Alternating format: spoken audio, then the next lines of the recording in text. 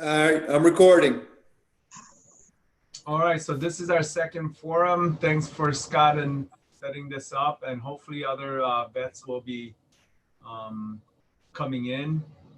Um, so this is basically a Q&A session, and then as we see what's needed next week, if you guys all feel I should bring a psychologist in, then I'll set it up with psychology, things like that. So, but this is our second session, so we'll leave it up to all Q&A. So if you guys have any questions, just shoot it to me. Okay. I think Okay. as we're hearing from the membership, one of the big concerns, Dr. Lee, is the availability of the PPE, the personal protective equipment, being issued through the pharmacy system. So if you could provide any updates on that, that would be great. So when people talk about PPE, automatically people think about the masks, okay? So I think we need to get away from that particular term for our patients, because what our patients that our pharmacist is giving out is the gloves, or let's say intermittent catheterization, or for like bowel routine programs and things like that. So we have to make that clear, because when people hear PPE, patients or people are thinking that VA supplying masks for our veterans, because that's not what it is. So we are talking more the gloves, okay? Because when I check with the pharmacy, it's the gloves, and it's not that VA is not sending it. VA can't get them if they're out, but they are procuring them as they come in, and SCI patients are on the priority list to get them. And due to the shortage of gloves, they're actually sending one box at a time. So I know our veterans are used to having like 3 boxes come in at a time. So they're going to be coming in like 1 box at a time. And they have to really think about utilizing this appropriately. Don't give it out to a bunch of friends and stuff because they want to go out shopping and things like that. They have to use it for their own purpose, because they're going to run out. Because if we can't get them, we can't send it out. All right, but we are doing everything we can to get them. And I know pharmacists said they're able to procure some, and they're going to be sending it out to SCI as one of the top priority patients. Yeah, thank you for that. We received some different guidance from PVA National in looking at the CARE Act that was passed by Congress on March 27th. And in there it said that the VA, in lieu of increasing the home health care stipend, that the VA received a large sum of money to provide PPE to the member, to the veteran, and to the care provider through the veteran, so that both the veteran and the care provider felt safe entering the home. What you're saying is it's gloves only, so there's a difference there, and we need to flush that out. Yeah, so the only thing I can tell you guys about that is, National could be putting that out, but it's all situation dependent at the locations. If we are in a situation of, I can tell you, we are in a situation of PPE conservation, all right? So that means it's the frontline workers here getting ready for the surge. And so despite a lot of things that come out from National, it doesn't mean there's some superseding stuff that's going on, because it's situational dependent. Most important thing here is sending out the gloves so our guys have something clean to use for their cares. And that's going to be looking at pretty much every factors that we go. And then once we hit the surge, hopefully not, but if you hit the surge, a lot of things may stop until that surge comes down. And so, but on our part, we do everything we can to send whatever we can out there. If there's a shortage of certain things, let's just talk about a mask, they might not get it. The priority may be the first line workers here that's dealing with an actual COVID positive patient. Okay, so I just implore you guys to really think about, there are a lot of rules out there, a lot of the things that come down, but everything's situational dependent on that particular location. Hey, Dr. Lee, you said about you're dependent upon the surge. How do we know when that occurs? Sure. Good question. So there's a model by IHEM, that's the International Health something, and that's what everybody looks at. And that model constantly looks at all aspects of what's happening in the world, not just us. So, but they break it down to the states. And we follow kind of that model. And right now for Wisconsin, they expect the peak to happen on the 13th. Okay, that changes daily too. Last week it was actually April 27th, and then now they moved it to 13th. The models that they use also show how fast the peak is going to be. You know, is it going to be a steep curve or is it going to be a flattened curve?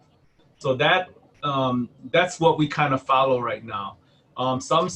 They tell you by state, and it can actually show you guys like what the curve looks like in each state. So like now, if you go to Pennsylvania, for instance, you know, they were pretty flat, and all of a sudden Philadelphia picked up. So their model's showing that their peak is getting steeper. All right, so that's a good site to go and check for everyone. Hold on, I actually had it up because I was looking up our state.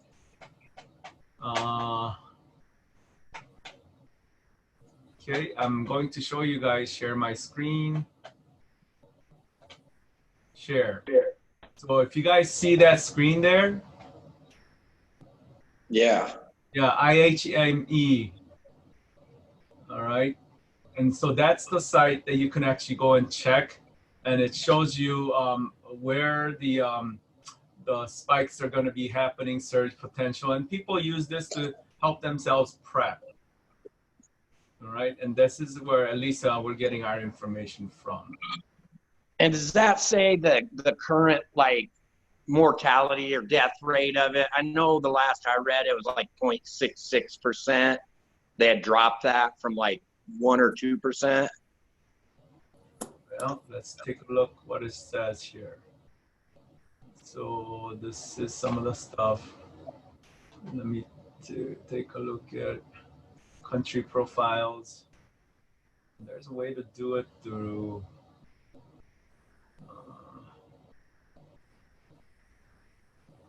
let's see.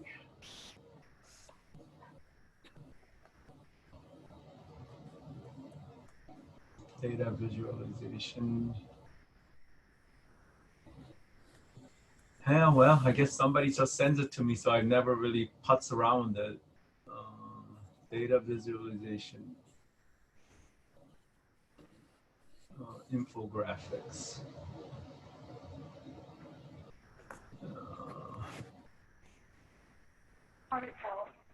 Well, that's not what we know it right now. So let me look at COVID hospital forecasting. Here you go. You see these things here? Yeah. Yes. All right. So these are the models, and I believe there's a way to do like each state. Like, so I'm gonna use this particular one here. So this is the projected initially that we're gonna have a big surge, but right now because of stay-at-home orders and stuff, people are flattening the curve a little bit. All right. So actually, you guys go in and putz around with this one. Let me show you guys something here. You guys see the slide here? Yes. Yes. Okay. You guys see my mouse move? Yes. All right, so let me explain why we're doing this surge and what it all means. So these are number of cases that come up. This is just the timeline, all right? Here's your normal operation. So this could be one hospital, one clinic. It could be the entire city's medical system, or it could be the entire country's medical system, okay? This line here is like, we go above our capacity, but it's normal because we can deal with this. This is our normal capacity, but every hospital and medical system have some cushion to go up if something happens. And that's, for instance, like a seasonal flu or something. You know, we get spike in kids getting sick, adults getting sick, but we deal with it every year. But our hospital system could bump the capacity up higher to meet that demand. And then you have this maximum capacity that we can bump up to the maximum we can, all right? We can't go any higher. For instance, there's only so much COVID ICU beds and ventilators. masks, PPEs. You see, this is the maximum. There's no more to get from anywhere. Think about that, okay? That's this line. So in so many ways, guys, during our normal lives, all right, we can deal with patients coming in, out, all right? Occasionally we get a little blip and, you know, something happens. Maybe there's a big infection that happens in our, remember the cryptosporidium, our water infection that came? So we dealt with it. We didn't need any major issues to come. And our lives just keep going on. That's our normal. Does that make sense? Yes. All right. But let's say something happens like the flu season. All right. Flu season happens. We have to bump ourselves up to our hospital system needs to bump up. More overtime is needed to take care of these occasional seasonal stuff that come on. Again, because we're able to bring our capacity up, this is not hard to do. All right. The problem comes when this thing starts becoming above our capacity. This gets harder and harder as our capacity gets reached higher. Does that make sense? Yeah, completely. Yes. Okay, so I'm going to take this out. Let's look at China, for instance. China went like this. They went all of a sudden, December, they had the first case. Then they started going up really high. They're starting to find a lot of cases. It overwhelmed their initial system. They bumped it up, saying we can deal with this. And then they realized it's going way too fast and they maxed out their capacity. There's no way. So people started getting a lot more. People started dying, okay? Sometime in March, they said, okay, we're finding out a handle of this. They started coming down. And of course, there's another surge coming up again. They got a little buy hump going on, okay? That's China. If you look at Italy, similar. They started a little late, but they started coming up really high, all right? Steep curve, and it started hitting them. It's hitting them pretty hard, and they're still high up there. They haven't come down yet. Spain, same thing. And they surpassed the death rate and the actual infection rate per capita than China. Okay, so this is what's happening. We're trying to prevent this from happening. All right. So a lesson learned from that scenario is that this U.S. we're now here, right? We're behind Italy and Spain.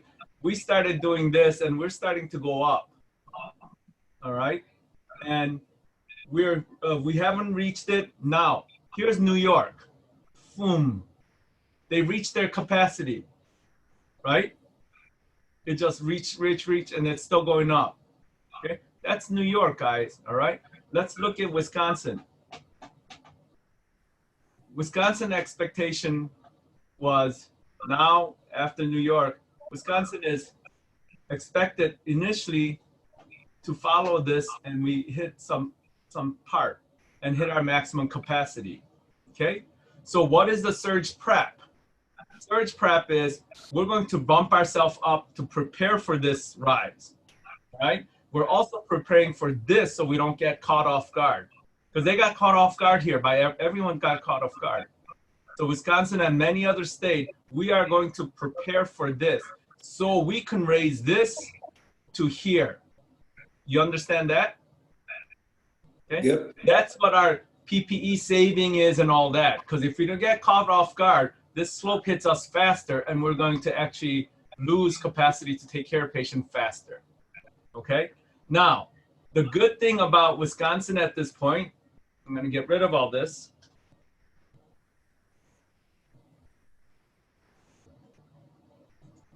Okay. So the projected for Wisconsin right now is this, guys. You know, the typical surge.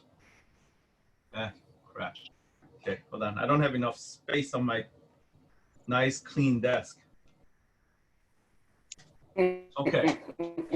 So the capacity or the curve is supposed to be like this. Right? In every model, this is what you see in the news and everything, that we're going to hit the coronavirus. It's going to go really high, attack our capacity, And sometime we're going to peak and come down, just like China, Italy, and everything.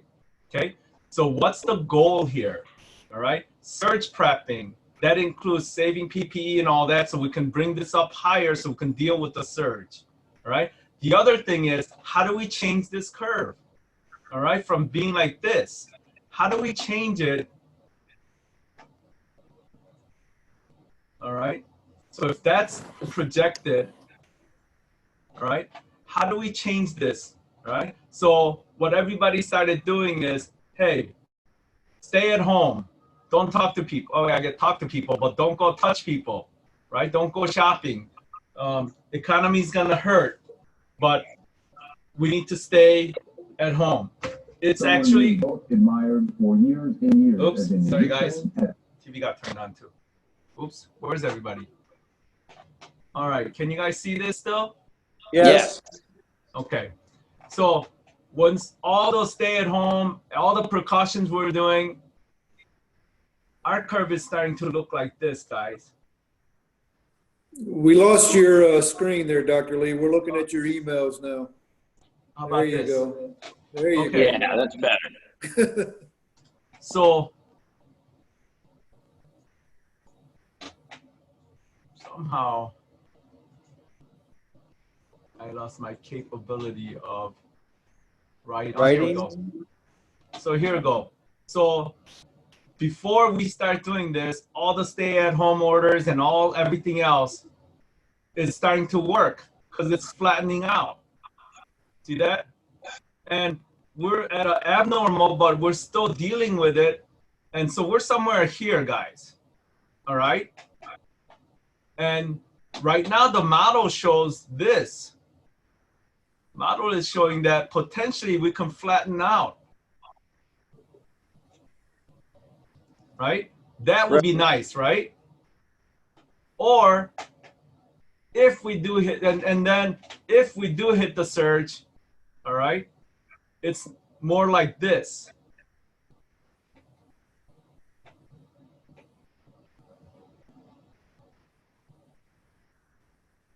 So you can deal with it over time is all you're saying. Correct. Do you see what I'm saying? That's the goal, to flatten the curve. When people say we need to flatten the curve, this is what it means. You need, so you don't exceed your carrying capacity. And that's just, if you think about it, you know, you're all military in the past. You don't go spend all your rounds at the first wave of enemy that's coming, right? Oop, I think you lost you it. actually, you know, conserve some because you know the second wave is coming. You know, unless you're gonna die, you might as well spend all the thing. But the bottom line, the bottom line is we're trying to bring this curve down or up higher. I mean, all right, by conserving PPE so we can deal with everything that comes at us, even if the curve is really steep. And also same time, everything that we do, the governors are doing everything. If we listen to it, we're flattening out this curve, all right, to be flat. To be flat. So when it hits it, it's an easy thing to deal with. Not easy, but more easier to deal with. Well, how long are they thinking we got to do this for? So that's the very good question. So every model, they have to look at what pops up. So let's just, for instance, we're doing okay in Wisconsin. Florida starts picking up, right? Because stay-at-home order came later, right? So as people start listening, you guys will flatten out. But in Wisconsin, let's just say, all right, we had the election yesterday. Okay, everybody came out in cold weather, all right?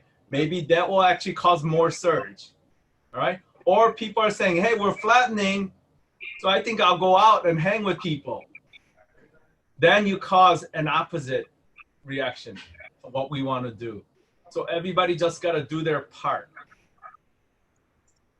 Does that make sense? Yeah, you got to ride it through even when you think it's working.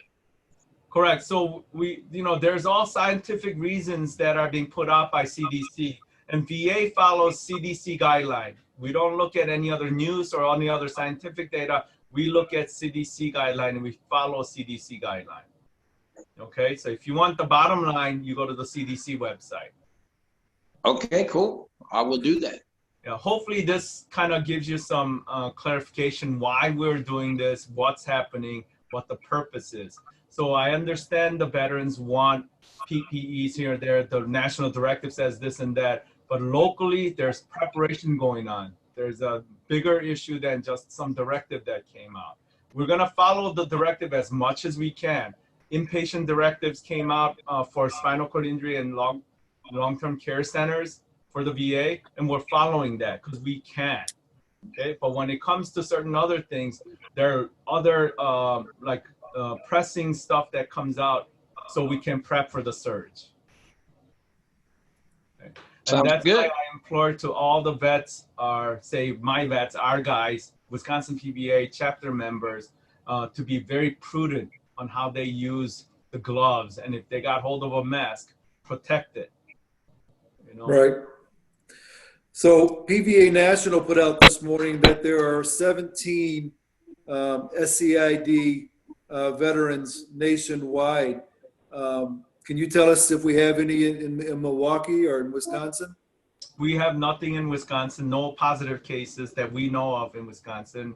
Everyone that goes to the hospital, we're trying to keep track of, even people from community nursing home, our patients that go to, let's say, Freighter or Community Memorial or something. We get a call right away, and then we keep track whether they become positive or not, or what there is. So, and we probably won't be transferring into our center. Our goal is for them to take care of them, send them home. Hospital is not a place to be at right now, especially Milwaukee VA is the surge center, designated surge center. So a lot of the COVID veterans will be coming into Milwaukee VA. So we're trying to prevent our guys from coming in. Great. So we're contacting 100% of our membership through any means that we have, telephonically, email, Facebook, and we have even started to write letters to some. Has your staff contacted your entire registry? Right. So we're in the process because there was we have to follow certain guidelines on those as well, and so we've been contacting prior to, like, last week, we've been contacting as needed. Starting this week, we are contacting everybody. And at this time, we have 130 people that's been contacted and was able to make connections. We have about 30 people that have left messages. We actually have people that don't have phones for some reason. It's really weird. But they're doing everything they can to contact them. My goal is to, by tomorrow, latest Monday, that 100% in our registry has been contacted, or at least attempted contacted. Super. And just so that we can state this, because we're we're recording this and putting it out there, you obviously started with the high risk demographic first. Correct. So there was a formula that was sent out by our national office, and we used that formula to look at the highest risk patients, and we went through all that, especially those who may be getting services and that service might get dropped. So we contacted those veterans first, and not because of a mandate, but because we wanted to contact them. What would you recommend for any of our members who have had their home health care service disrupted?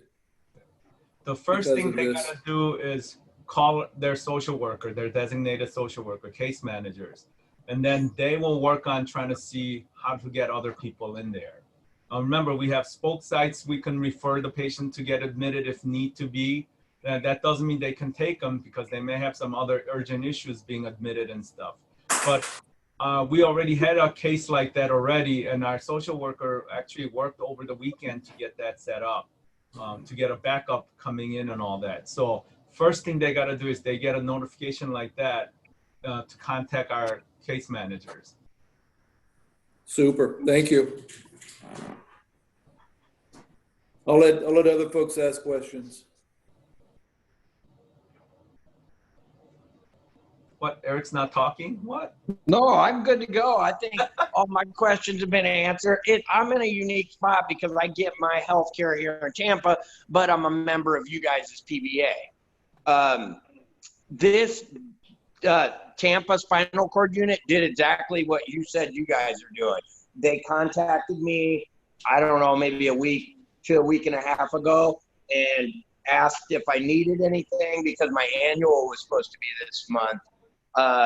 They informed me that I wouldn't be having my annual, but they made sure I didn't need refills of anything and that all my medications would be refilled if they needed refilling, that I had plenty of catheters, gloves, anything I needed. And you could tell they were doing the same thing you guys were doing. I think they were contacting all their higher need personnel first and then kind of work their way down the chain to the people that were a little more independent and needed less resources. And other than that, I've kind of been impressed with how the VA's handled it. There were a lot of appointments that they could have just canceled. Some mental health and whole health appointments I had, they could have just canceled, but they contacted me and still did them over video conference. And I was surprised that they still even wanted to do them. I wouldn't have been angry if they had to cancel them because I understand that they got priorities right now. And I was like, well, a whole health appointment really isn't a priority, but you can tell the VA looked at that as priority. So I really haven't missed a beat. It's been a bummer as far as, you know, the socializing or the volunteer piece, because right now they're not having volunteers come up to the VA or anything. And I understand that. But other than that, I feel like my healthcare needs are being met. So mainly today, I wanted to just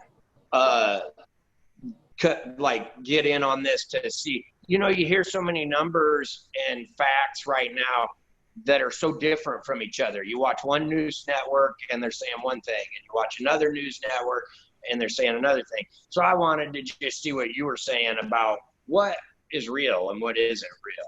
And that's why I asked what the mortality rate is and how long you thought that it would take to flatten this curve out a little bit. You know what I mean? Yeah, in terms of, you know, how long this will go on, just, you know, all the cases or all the patterns that other countries had, it seems to take 3 months before they start coming on a downslope. All right. So you can kind of take a look at that as a kind of a guideline. It's a poor man's guideline. So Sure. If you're looking at Wisconsin, for instance, if we're going to peak, say in May, all right, then it would be another month and a half to 2 months before we actually have a good downward slope that people are going to feel comfortable start lifting sanctions and stuff. That's Sure. just a poor man's gauge. So look for the peak and then give about a month and a half to 2 for a good slope down. Remember, China actually started coming down and then they opened up Wuhan and all that and they start peaking again. Now, that could be from an erroneous number they gave out, okay, or because they opened it up. We just don't know. And I think the biggest thing is people not be unrealistic. I'm impatient, but I also understand that things just got to happen. You know what I mean? And I know that it's a real individual based on an area's population and you know how that, like you said, how that local government reacted in, you know, immediately or whether they took their time in doing things. So I was just curious to see what you'd have to say about, you know, how long you felt like this was going to last and what it was all about. And you did that. So I appreciate that. All right, good. Anyone else? Is there any different guidance for prescription refills right now? Should we stick to 30 days or should we be looking at requesting them 60, 90 days?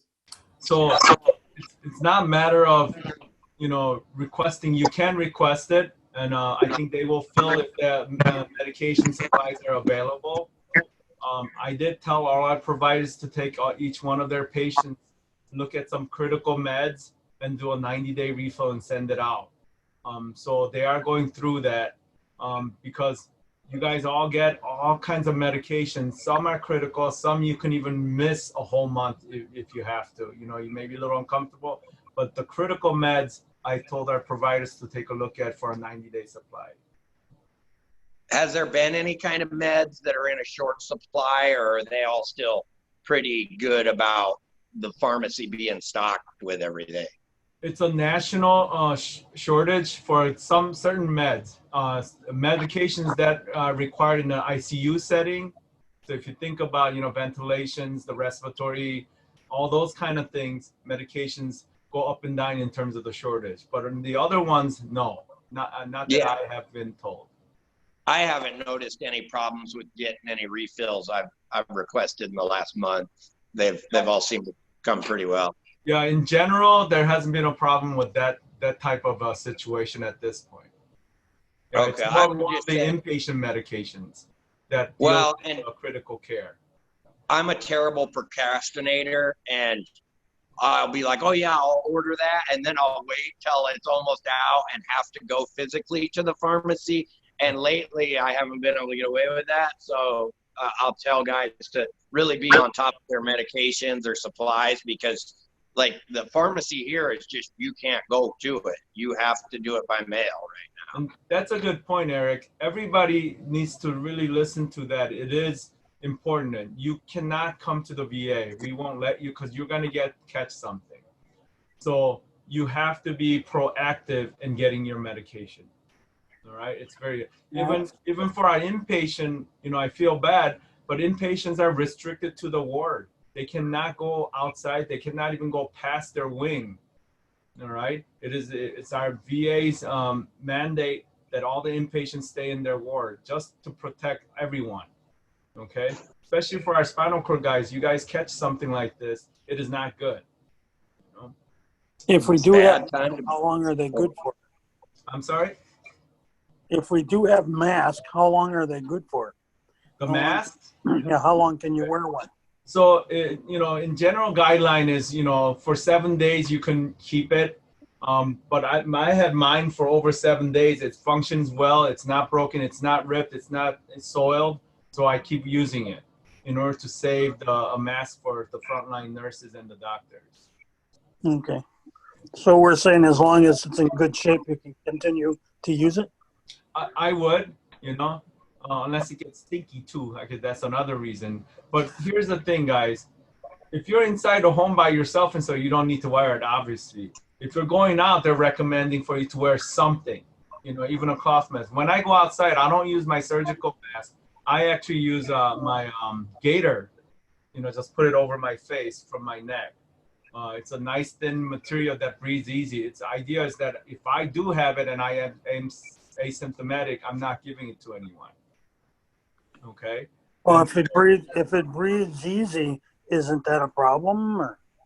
Sure. I mean, it is. A cloth mask is not the best thing, all right? But it's better than nothing, all right? The other thing is, Pete, you shouldn't be going out.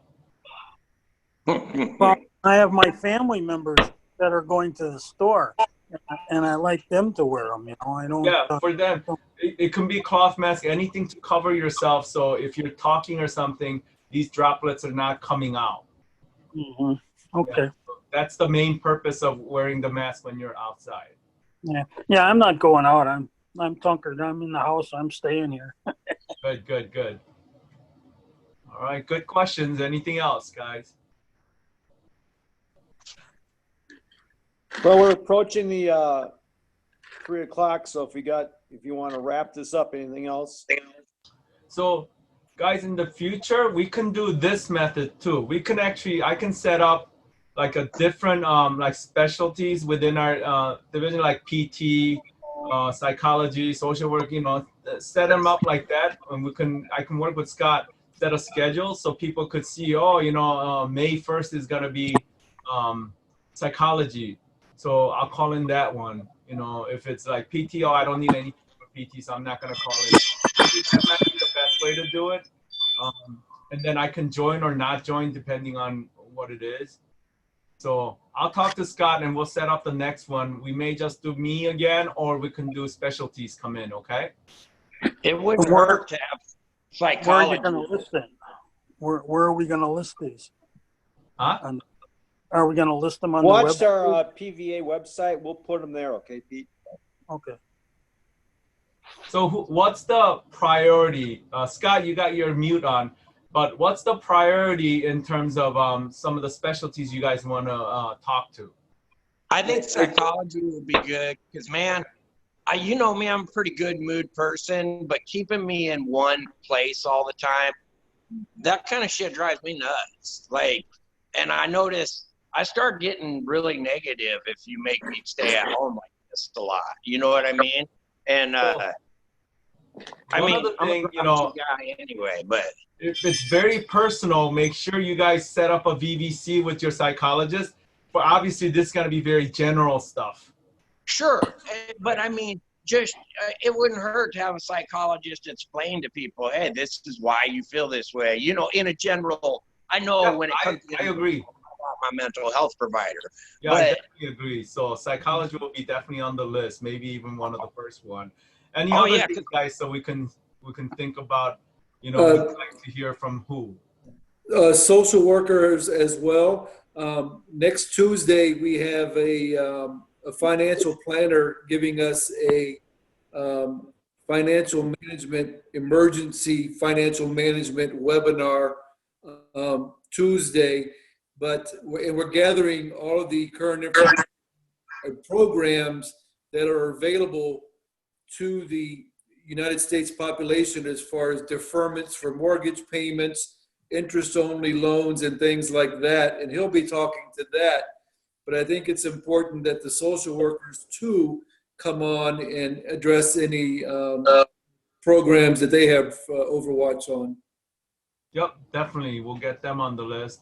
And, Scott, you and I could talk more about who else to go on the list and make a schedule for every of your members to see so they know who's coming on. Yeah, I think those two for the next 2 weeks would be your top priority. And then we can put another one in the hole for the third week after that. And Dr. Lee, you're always welcome to chime in for a quickie 5-minute blast on whatever it is before we start, the social work or the psychology or whatever. Sure. Sounds good. Just having that small synapse overview of where things stand and anything that has changed. Mm-hmm. I think as long as we're doing that, I think we're keeping everybody informed and keeping up to track. Yep. That sounds good. I can definitely do that. And we can get the dietitians involved and have Eric do some healthy cooking classes so we don't come out the other end of this curve, 50 pounds on the plus side. I'm on my way. All right. Hey, Joyce, do any of our guys over there have any questions? No. Do you have a question? No, nothing, not really. No. Not yet. We're working. Okay. All right. So I guess we can safely end this, huh? Sounds good. Thanks everyone for calling in. All right. Thanks Everybody, stay safe. See you later. Goodbye.